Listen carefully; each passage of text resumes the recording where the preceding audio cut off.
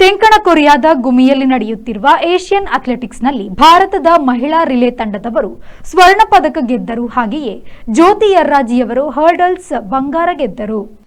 ಅಲ್ಲದೆ ಅವಿನಾಶ್ ಸಾಬ್ಲೆಯವರು ಸ್ಟೀಪಲ್ ಚೇಸ್ನಲ್ಲಿ ಬಂಗಾರ ಗೆದ್ದರು. ಹಾಗಾಗಿ 26ನೇ ಏಷ್ಯನ್ ಅಥ್ಲೆಟಿಕ್ಸ್ನ 3ನೆಯ ದಿನ ಭಾರತಕ್ಕೆ 3 ಕನಕ ಪದಕಗಳು ಸಿಕ್ಕವು.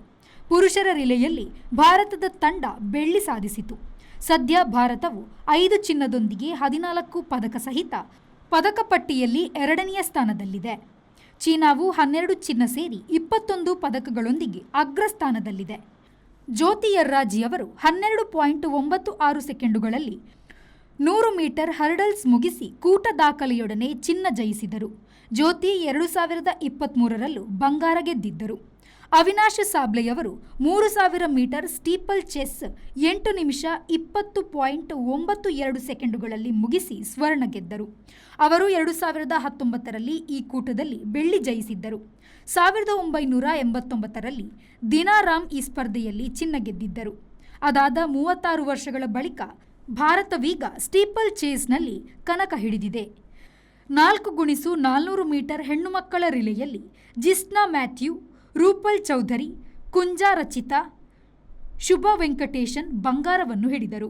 ರೂಪಲ್ ಚೌಧರಿ, ಶುಭಾ ವೆಂಕಟೇಶನ್ ಮಿಶ್ರ ರಿಲೆಯಲ್ಲಿ ನಿನ್ನೆ ಚಿನ್ನ ಗೆದ್ದವರು. ರೂಪಲ್ 400 ಮೀಟರ್ ಓಟದಲ್ಲಿ ಬೆಳ್ಳಿ ಸಹ ಗೆದ್ದಿದ್ದಾರೆ. ಗಂಡು ಮಕ್ಕಳ ಬೆಳ್ಳಿ ಗೆಲುವಿನ ರಿಲೆ ತಂಡದಲ್ಲಿ ಜಯಕುಮಾರ್, ಧರ್ಮವೀರ್ ಚೌಧರಿ, ಮನುಷಾಜಿ ಹಾಗೂ ವಿಶಾಲ್ ಟೀಕೆ ಅವರುಗಳಿದ್ದರು. Bureau report, V4 news, ಗುಮಿ.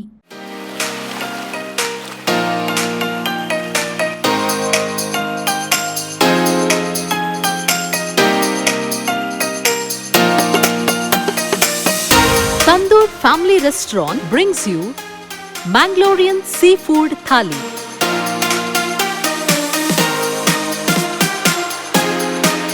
More than 12 varieties of items available in Thali.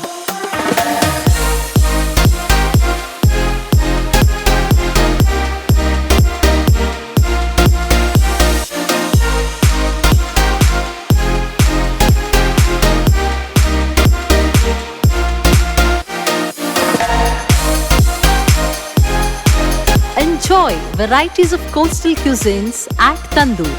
Tandoor Family Restaurant, Pintos Lane, Jail Road, Karangalpadi, Mangalore. Contact 7760 609090.